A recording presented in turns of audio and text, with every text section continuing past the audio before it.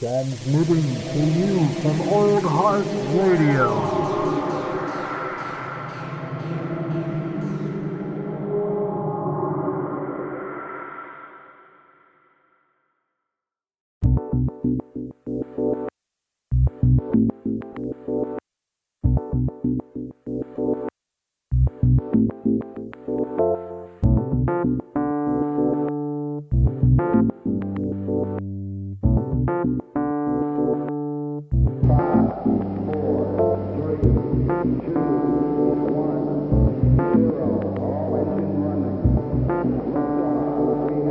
Welcome to Local Yokelz.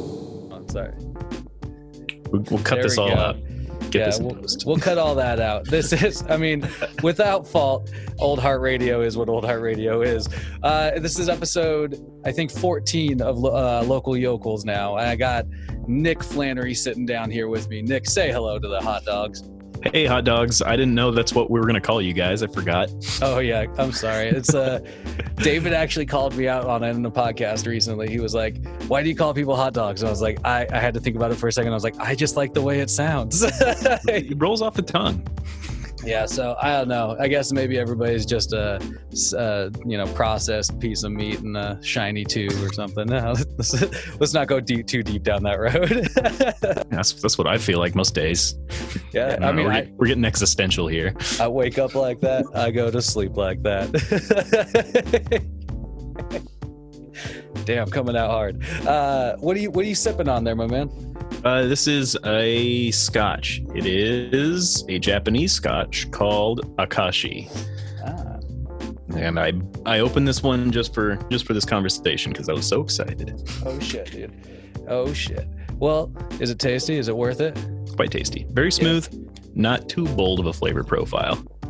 Man, I don't know if you know this. I mean, I don't mean this in any way. You sip away because I encourage it, but I miss drinking so much, and I haven't drank in a good long while. Man. And I smoke weed. I'll say that right now on the podcast. It's definitely helped me get away from alcohol, which became kind of like a burden on me. But oh, dude, I miss like that. I miss that nice fiery breath that like a good, like, you know, some like good scotches or whiskeys can give you. Yeah, I really don't drink so much anymore. Yeah. Because, I mean, I feel like exactly about the time I turned 30, like the hangover would start like before the beer was finished. I smell it and you're just like, okay. Yeah. It's like the headache kicks in like 3/4 of the way through the beer. It's like my body's giving me a pre-hangover. Oh, man. But I mean, don't get me wrong, though. It's like, I mean, I don't want to wax about alcohol too long, but alcohol, it definitely like, at least I can say for myself, it definitely like gives me that social lubricant that I need a little bit. Just because otherwise I'll just like sit there and just like, I don't know, man. I'm not too big of a talker unless I got something going. Caffeine, marijuana, formerly alcohol. Caffeine's the big one. Caffeine is it. It's just a cup of coffee. I'll drink like a pot of coffee now, and it's just about what I need to get through a day. Yeah, fair enough. I mean, it's one of those ones, like caffeine's one of those things that like, I don't know. I think about how normalized it is to use caffeine on a regular basis. And I like, you know, I have like my fluctuation with it like is varying on days. Like some days I'm like slamming espresso for like, you know, 1 hour every like, you know, 2 hours out of the day. And it's not probably the best thing to keep me jacked up in that way. Probably not good for my heart, but you know, what the fuck ever. It's caffeine. It's just one of those weird though. It's weird that that's like the normalized one though. You know, I remember when I was like a caregiver, I was doing night shifts. I would like, and I got this idea from Scott Weiss. So, you know this story is going to be a good one when you started off with, I got this idea from Scott Weiss. Exactly, man. Shout outs to that man, wherever he is. But like I got the idea to start like crushing up no-dos and putting it like either in my coffee or in my energy drink that I was drinking to try to get through the night. And oh my God, dude, like I can't even think about doing that nowadays. Like, I mean, My heart's racing thinking about that. Yeah, fair enough. Well, I mean, but like that was like, I mean, you were around, like you remember like the beginning of the idea of like things like Four Locos, when Four Locos popped out, and it was like, the fully caffeinated Loco became like this blackout in a can back then. Oh god, it was like this. Yeah, dude. I mean, but like when they took the caffeine away after what was it? It was like a party at like one of the colleges in Washington State here. Yeah, it was central. Whatever they were doing, they were getting in so much trouble with Four Loko that they got the entire thing banned in America, like nationwide. It was like some kid. Like it was like a classic anti-drug ad. Like some kid goes too far with his Four Loko consumption and he jumps out a window.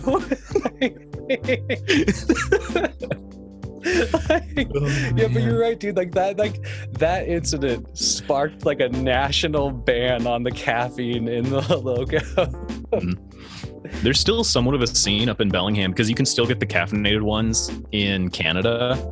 So they'll pop up from Bellingham up to like Vancouver or wherever it is they need to go to buy their Four Loko. That's fucking. I love the idea of making a border run to go get some Four Loko. They make the Loco run. The Loco run. Oh my god, dude! But yeah, that. Well, Scott, man, me and Scott used to drink so much Four Loko back in the day, though. Like because like in this like appalling way. A lot of us did. Yeah. I mean, it became get it at the gas station for like a. Exactly, dude. It was exactly that. It was a cheap way to get really fucked up. And here we are. Especially like, oh man, early 20s too. We're pinching every penny to like buy a bagel for lunch. Dude. Yeah, of course we're gonna go for Four Loko, or maybe that's Steel Reserve. Oh my god, a Steely. I think Jasper used to like Mickey bombs, like. Oh my god. He had an affinity for the grenades. I remember that. Yeah, I do too. Oh man, I love that dude. Yeah, dude, that shit was wild. I can't believe that. I don't know. I can't believe, like I said, my heart feels for my younger days when I'm just it wishes it was probably better taken care of, I guess. I don't know. It's one of those things, like it's the most fun I never want to have again.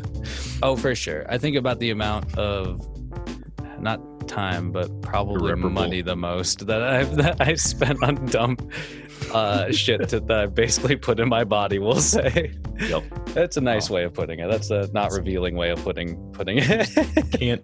Can't get that time back, but you can keep the memories most of the time. Most of the time. Oh man, so I see like some of your keyboard setup kind of in the background there behind you.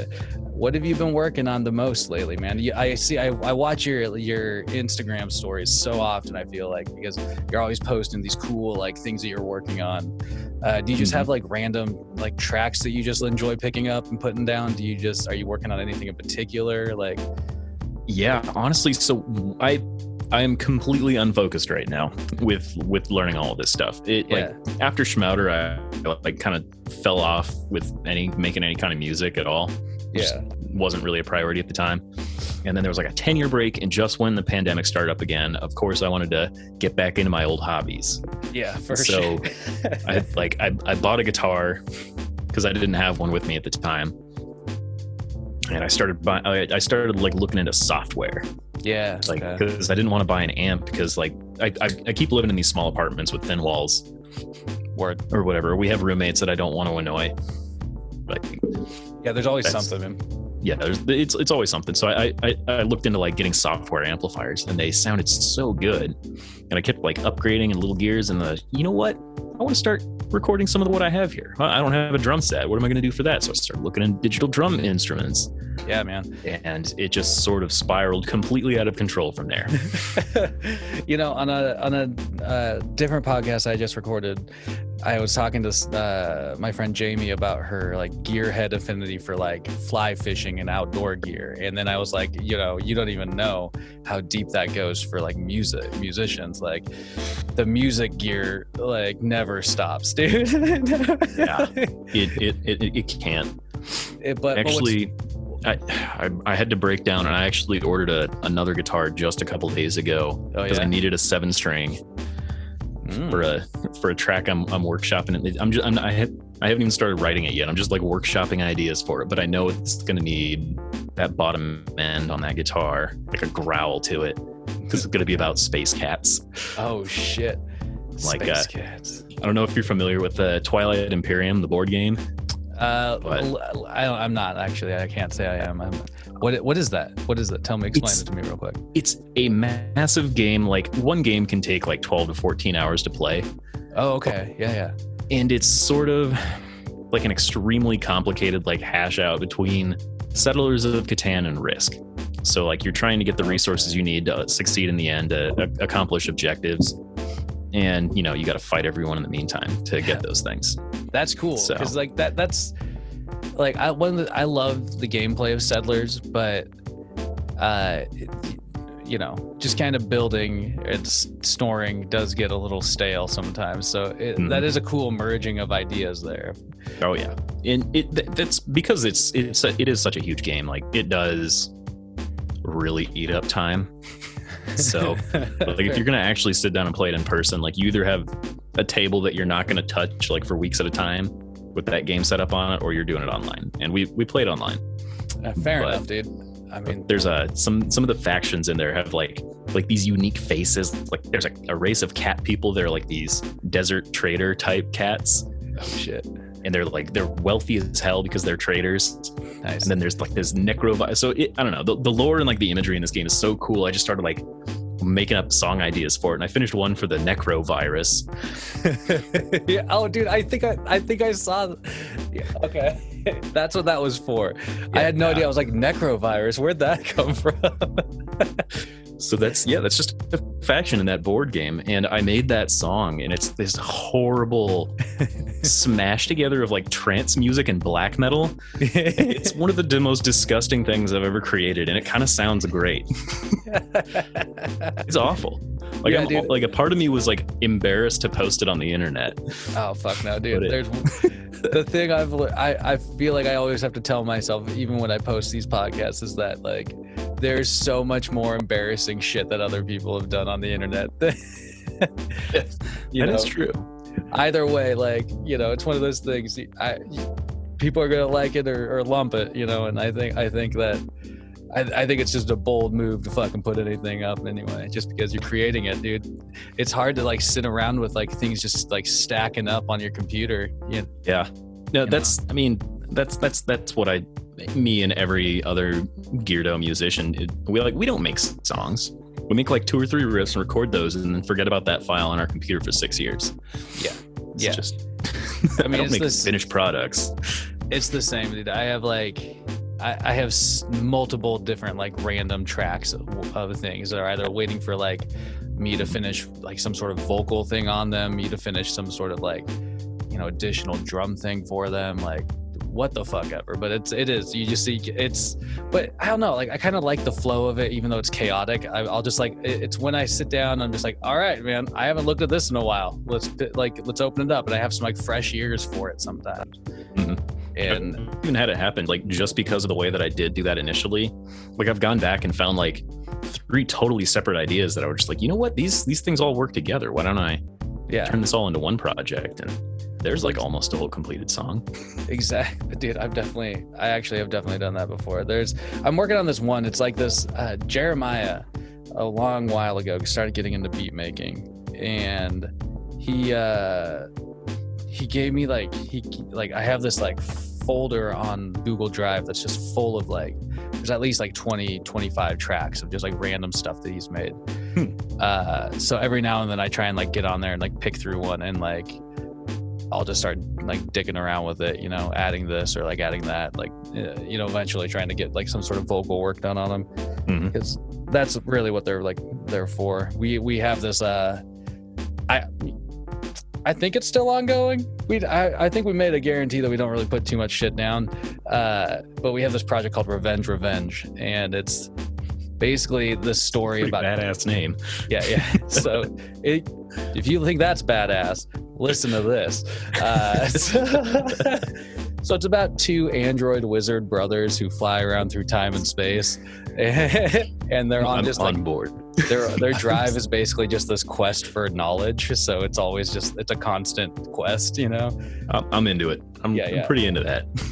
So we dug ourselves into kind of like this like weird hole where we started writing really plot centered like tracks, and we realized like there's no like either somebody's going to get really sucked into the storyline or they're not going to give a fuck about what's going on in half the songs. So, it was like, it's like, oh, hold on a second, dude. Like, we got to figure this out. Yeah. I think at that point you kind of you got to do it like Coheed style, where like you just make the snappiest, hookiest parts of that story. Yeah. Well, and that's kind of it. Like I like, at least for myself, it's taken me a while. I'm finally starting to like get in that gear.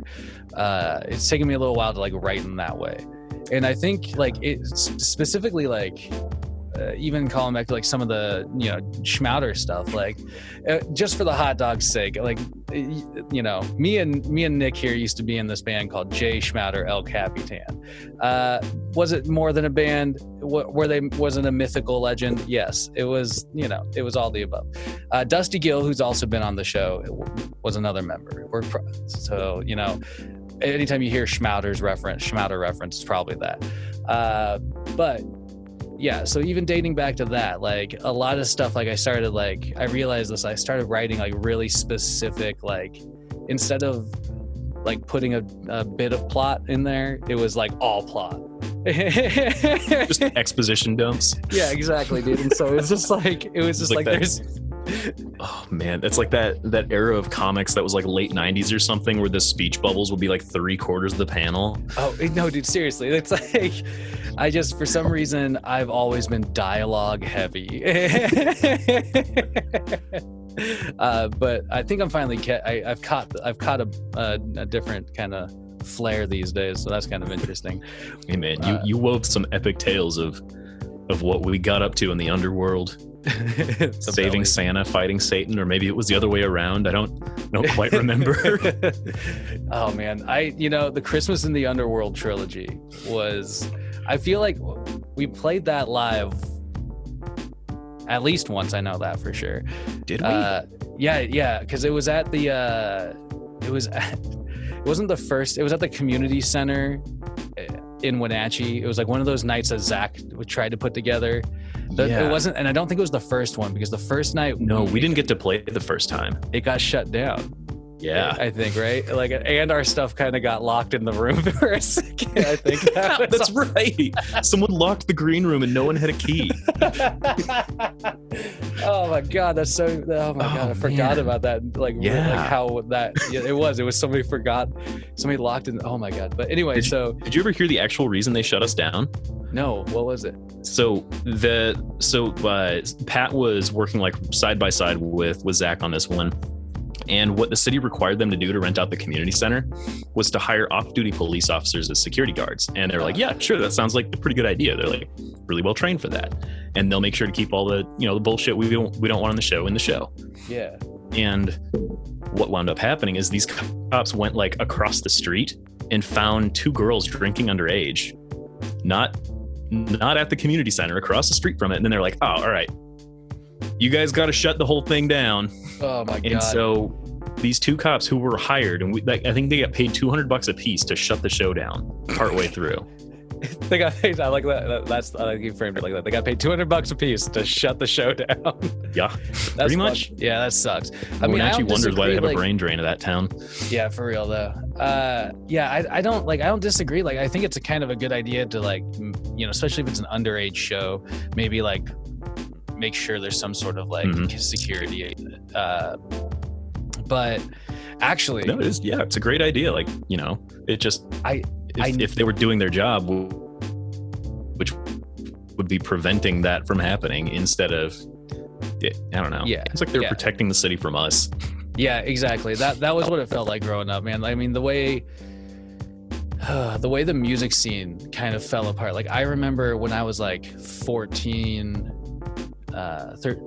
14 and turning 15, like there were like shows at the Grange. That was like when DFR was really playing hard. So that there was like shows at the Grange every fucking like weekend. You know, there was like bands coming, you know, you're not like big huge names, but there are some bands that would come like by. Middle names. Yeah, like the Blakes came by. Circus Survive before they really broke out came by. Like there was like there's the Grange, and then there's this place called the Flash Disco. Flash Disco. I don't think I ever went to Flash Disco. The Flash Disco was like, I only saw like 2 shows there, I think. But it was like a little bit like the kids that were like a few years older than me were like, you know, that's when the Flash Disco was going hard. What bands blew that a bit, man? That would have been like Waiting for Daryl. You like Waiting for Daryl was like that era of bands like from the Valley. I want to get Dustin Hayes on here to talk about music sometime. Oh yeah, from the Valley. He's a legitimate historian of the Wenatchee music scene. I cannot believe like what he's accomplished with that. That's so cool. I think it's fucking awesome. But and this kind of shit is exactly why I want to talk to him, because it's like. I wish I could name more than one, like Waiting for Daryl. You know? Trying to think like other bands of that era, like Kings of Friday, I think was around. Yeah. I remember my buddy Dana Messer's brother was in a band back then. What was it called? Was that Starving Eyes? No, Starving Eyes. Starving Eyes. Oh my god, dude! Starving Eyes was like the Wenatchee Kids. Like those. Yep. that was like David Kasnick. That's the only person I can remember. Chris Berg was in it. Chris Berg. I think for a little bit, like I think him. There's like a couple of cool enough kids to hang out with the Wenatchee Kids apparently. Oh yeah, it was like Chris Burge. Crossed that stiff rivalry of a river. Yeah, it was like Chris Burge and Bryant Getz. I think sometimes played with those kids, but because he was fucking legendary, dude. His drumming was fucking legendary back then. I don't know if he still plays. I really don't either, dude. That dude makes amazing pieces of art, though. I cannot believe what that dude paints. I know it. He's so talented with it. I think I've messaged him like twice, like, "Hey, man, are you ever going to do prints? Because I can't afford to spend like a few $1,000s on one of your originals, but I'd love to still support your art. Yeah, exactly. Please print something so I can buy it." Yeah, exactly. It's like, yo, dude, I wish I could, like. But you know, like that'd be like an entire living room piece. Can we do like one of his? No, his pieces are. You're right, dude. They're huge. They're massive, and they're like captivating. Look, he's super good. I could like rant about this all day. Yeah. There's a lot of like. It looks like there's a lot of like texture and detail, like in terms of like. Yeah. You know, it's definitely one to take. I think he does mixed media on some of them too. So I know he does oils. And I know I think I've seen him do acrylics, and he also does spray. So all of those are gonna have like super different textures. Yeah, that's fucking. My wild. girlfriend is an artist. I have like the most. No, I don't have really any understanding of it. Oh, dude, I feel that's presumptuous. I feel you. Every time I talk to somebody that like paints or sculpts or do something, like I always preface it with like, I am not like good with visual arts, like, so if whatever you're describing, I appreciate it, but unless you're like showing me it, I probably won't really like. I'm pretty sure like my best technique, I guess. My best visual art was this picture I drew of Trunks from Dragon Ball Z this one time when I was like 13. And I'm not gonna lie, I traced his hair. Yeah, dude. It's still my best work. I had a sketchbook. I remember this growing up. Yeah, I had like a Dragon Ball Z, like, you know, you can draw it. But every time, like, I would trace the lines just to make it look cool. And like, I was like, man, I wish I could draw like that. Yeah, in defense of tracing, I did actually learn like a lot about how they were shaped that way. Like, I'd be able to draw it a lot better freehand after I'd traced it once or twice. For sure. So that's my defense. Yeah. For my traced art. Excuse, damn it. my traced anime art when I was a middle schooler. I'm bragging about this. This is great. Oh man. Yeah, dude. It's, you know, I think it's, I don't know, I wish I could be more visually inclined. I've recently taken to drawing really bad cartoons on our whiteboard in the kitchen. But you know, what's the work you're most proud of? What's the work I'm most proud of? Well, I drew this guy with a really big nose, and there's this big hand coming out of the ground, and it all looks really cartoony. I think each hand maybe has 4 fingers, you know. Hey Arnold style. yeah, it's like the guy going, "Don't pick it," and then there's the robot in the corner being like, "Don't do it," and then the fingers like, you know, right by his nose or whatever. So it's fine art. Yes. Oh yeah, it's tasteful for sure. Tie brow. Yeah. Oh man, yeah. No, it's like, you know, music is like, I was always like a strange thing in the valley, because like you know, like we were saying, like there is a couple of weird instances where like the city, I think, cracked down on places like the Flash Disco and that's eventually why that place got shut down. And then the Grange, I think, got shut down for music events. Yeah, because of like Grange, an insurance thing. Yeah, well, what they had is someone got busted at like multiple times of our shows, but like there was people drinking underage. There, like, I think a couple got caught shooting up hard drugs in the back parking lot of the Grange. Yeah, and then the Grange, like the owners of it, I think the city, they're like, you know what? If we keep renting to these people, we're gonna have like some pretty nasty insurance claims to deal with. Yeah, it's like I definitely, like, I can understand it from one standpoint, but what was crazy was how vital it was to the music scene. Oh yeah, it's not just to the scene, but to the people. Absolutely. Like we were bringing people out of their basements for like probably the first time in weeks or so. Like they didn't want to go out and do things in public, and we created a social thing. Exactly, for people to do. It was wild. Like I remember I would meet up with my buddy Caden, and we would a lot of times. I know Caden. And yeah, he makes these really awesome, dope lo-fi kind of like cool beats nice. Now.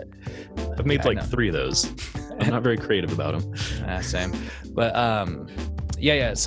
so I'd meet up with him sometimes, or so, like sometimes, you know, I just remember like walking up to the Grange. You basically see like just bunches of people headed up there, and it was like all of a sudden you were just like, yeah, dude, like this is like gonna be a night, man. It's gonna be a fucking, I don't know. The shows were pretty legendary for the Valley, I'd say. I remember that like that like rush you got walking up to the building, and all those people being there, and like you gotta go and pay $5 to get your stamp or your bracelet or whatever. Yeah, those local shows, man. You just knew it was gonna be a night. It was gonna be some big sweaty dude in the pit ruining it for everyone. Right? Maybe, man. Street punk kids were out some nights. But no, it was interesting because like after that there was this drastic shift in the scene there, where there was nowhere to really play shows, and so things just kind of stagnated. I think people were making music, but it was really like a show would be somebody's like high school you know, like end of school year party in their backyard or whatever. Yeah, and there's like the Centennial Park shows like every year, but I mean, we needed it more often than once a year. Yeah, well, exactly. And that was sort of it. It was like there were places to do shows more often, but there just like there wasn't any availability for booking, and which was so strange because there's nothing else going on ever. Yeah. So yeah, like there was nothing to do in that town. Yeah, we need something to do. I don't know. Yeah. I'm proud of what we did accomplish. Like, especially like a bunch of teenagers learning how to like actually run events, rent gear, like lights and PA systems and stuff. It's nuts. That's so cool. Absolutely, man. Like it made everybody just, you know, innovate a little bit more. And that was kind of the unique thing that popped out of it. It didn't last. Stagnation didn't last for too long. I'd say there was kind of this turnaround, but there's just this weird lull, and then, you know, like music started popping off just a little bit more, and then I mean there's like like there's like different sections. So there's like the Wenatchee kids all had their music scene, right? And then it was mostly like, from what I remember, there's like punk stuff and like quasi hardcore stuff. Then there was like, and then kind of before Schmouder and before I really was interacting too often with y'all, you guys had like, you know, DFR was going, like there was like you and like Gil and you know the Dix brothers and Rex and like this whole like kind of quasi East Wenatchee crew who was like low key like making just like, you guys are just like simmering at the bricks. And like, I don't know how often you were like in on like DFR like kind of esque era projects, but I mean there's like what, Steel Armadillos, there was I'm gonna say it, Sir Anus and the Hemorrhoids.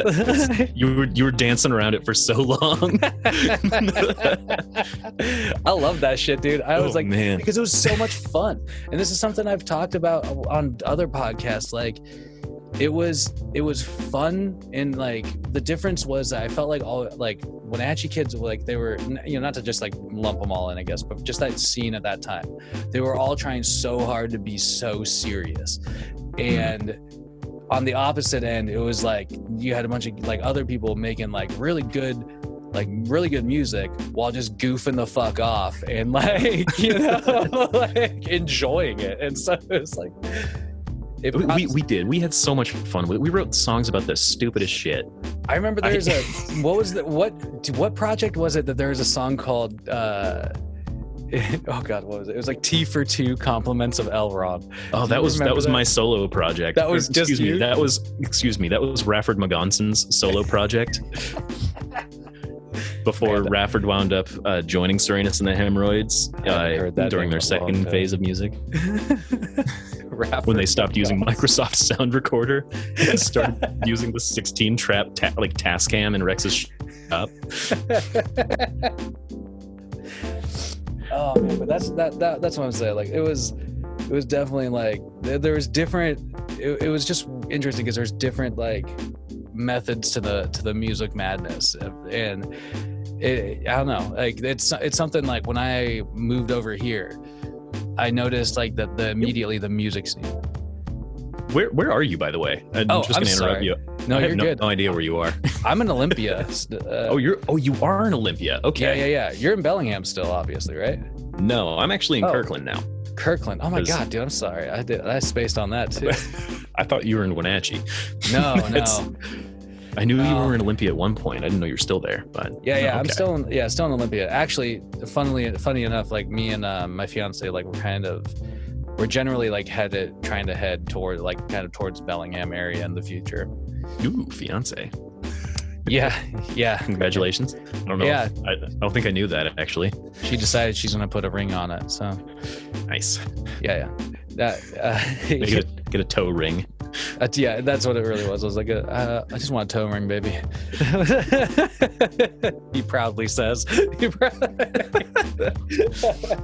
want a toe ring. I want it made out of titanium, and I want there to be a beer bottle opener in it. The sunglasses you can get. Oh man, it's practical, really. I mean, it is. How often do you have to use your hands to open a beer anymore these days? I don't want to do that. No, that sounds crazy. That sounds crazy. But yeah, man, that's one of the reasons why I'll say this. So, like being over here in Olympia, the music scene became. It became really everybody taking it so seriously. Like they were just like, everybody's trying to be the next band out of Olympia, right? Like because everybody here likes to remind themselves that Nirvana played a few shows here. You know, like Nirvana's from Olympia, that kind of vibe, you know. I think the only like major, I'm saying major, like the biggest act I can think of out of Olympia is like one of the black metal projects in the area. Oh, Wolves in the Throne Room. Yeah, those are the guys. I know Abigail Williams is down there too. I say this like I'm super into the black metal scene. I'm not. Yeah, I mean, I'm not either. I just I'm familiar. I think Abigail Williams used to play some shows here and there. I don't know if that's based out of Oldie or not, but like everybody here just like takes it so seriously, and you're like, it's like sucks the energy out of the process, I think, a lot of times. So yeah, if you can't like just learn to take it a little easy, like don't take it, no one needs to take themselves as seriously as they often do. Word. I mean, if you want to be professional about it, if you want to have like a good quality act that's going to go far, like put the work in and be professional about it. But like, you got to acknowledge that not everyone's going to take you seriously. You're an independent artist. Like I've come to terms with that. Dude, I'm with you, my friend. Like, I don't know. Like there's how do I say it? It's not. It really, like, you have to at times. I have been one of those people that has like tried to take myself way too seriously in those ways, and I've learned that like I stop enjoying making music. I stop enjoying writing. I stop enjoying these things that I want to enjoy. And so, once you sort of like alleviate yourself and just say like, I'm gonna make what I'm gonna make, like that kind of gives you the freedom to sort of like, then be even more creative with what the fuck ever you want to do. Oh yeah, absolutely. That's also somewhat been a hindrance to me actually putting out like one complete finished work, is because I'm never gonna, like, every time I'm struck with inspiration, it's always some like wildly different genre of music than the last one I made. So I'm not, by the time I'm gonna have like one album ready to release, I'm probably gonna have 6 albums ready to release.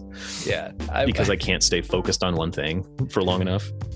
Yeah, but I think that's, in a way, I think it's kind of good because it shows that you're always like taking in inspiration. You're always like, I don't know. I don't know. It can be kind of chaotic, and I feel like sometimes it's.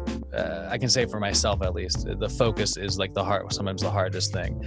Oh, yeah. Like when it's like, yo, dude, if I want to get like this one track done, I've been working on this track called "These My Friends."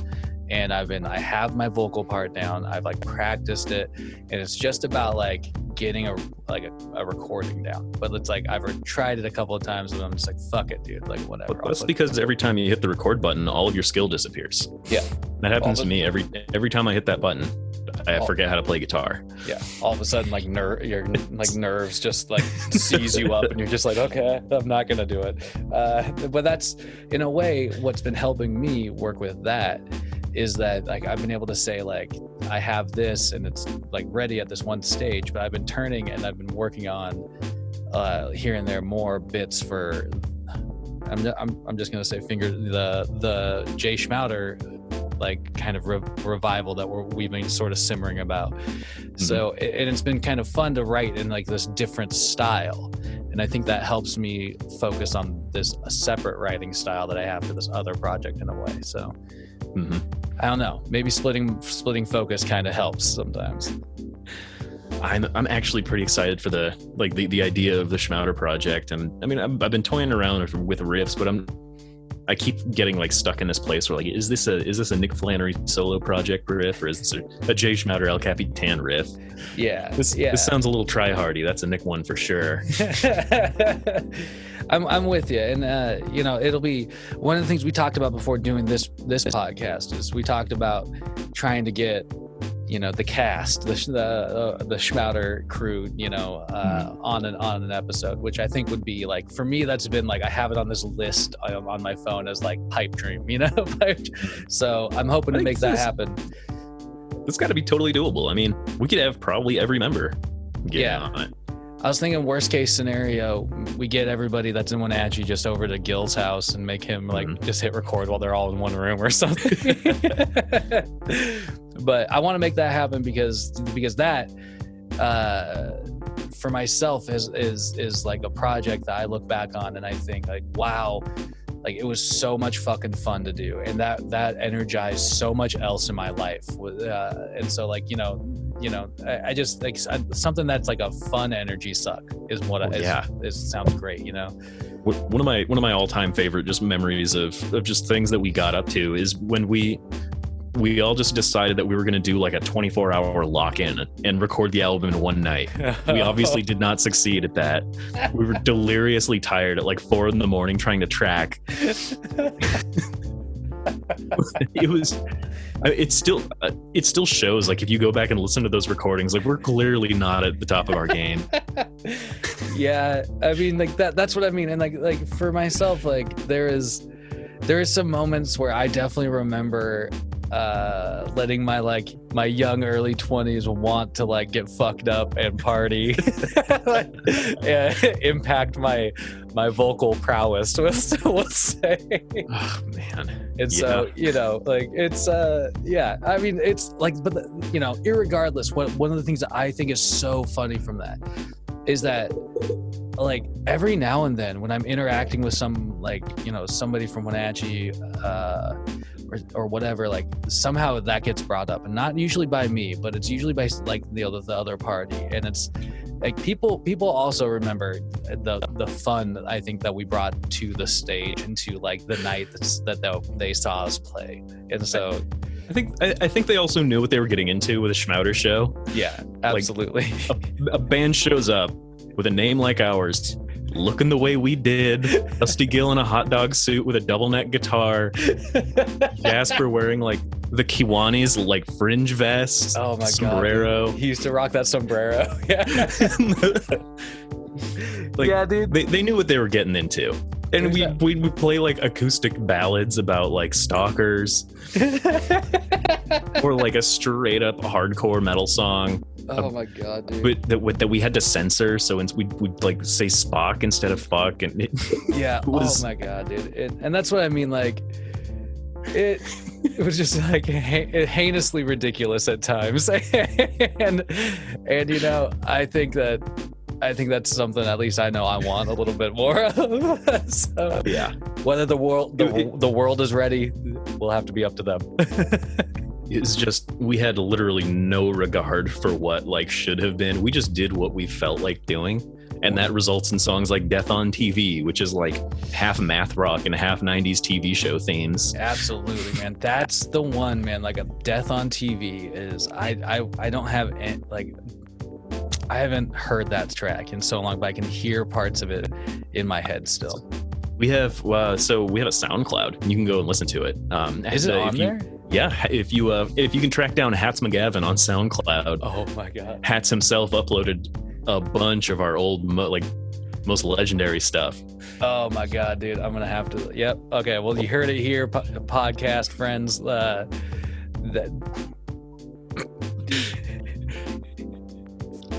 No.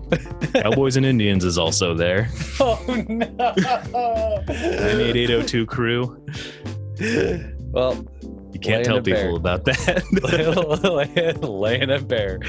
Don't worry. Cut that out. Hopefully they didn't make it this far. Like, no. Yeah. I'm either way. I'm looking forward to trying to get that project off the ground with y'all again. And eventually, we were on a show for a second. Eventually, no, you're good. You're good. Eventually, we're gonna have to try and like actually get in person together and do something. So. Mm-hmm. Either way, I think because of the Zoom lords, we're gonna have to try. I'm gonna have to cut this recording soon. So I just wanted to say before I have to do that, I really appreciate you getting on here and just shooting the shit with me, my friend. Like, Nick, it's so good to see you, man. It's so good to like bullshit with you, just chat and catch up a little bit here and there, like with this. So I hope, absolute blast. Yeah, well, I appreciate you being on here. So I don't know. I'm gonna cut it off. But do you got any last words to say to the hot dogs before they boil this down? I have no idea, man. I didn't come with a sign off. Just eat it and believe it, folks. Just do it. Okay. Teamwork makes the dream work. There you go. You heard it here. All right.